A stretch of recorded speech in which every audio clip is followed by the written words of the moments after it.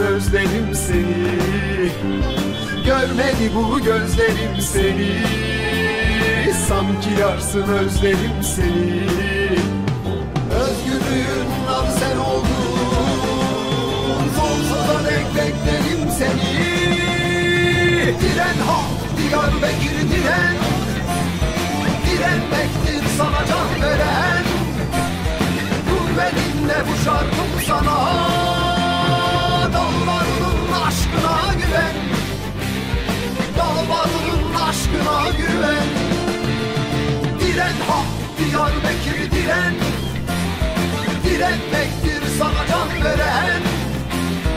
Dur ve dinle bu şarkım sana, dağlarının aşkına güven, dağlarının aşkına güven. Şampiyon!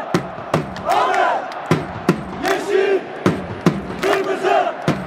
Şampiyon! Ahmet!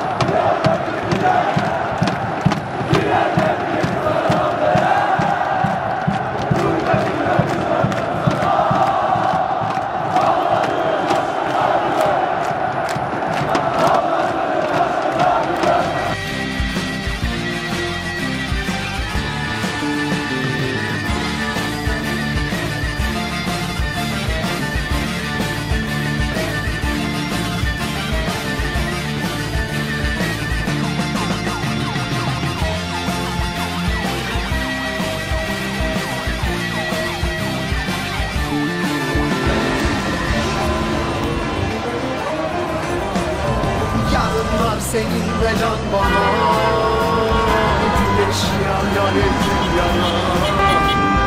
Yarın var seninle can bana, güneş yan yan ettim yana.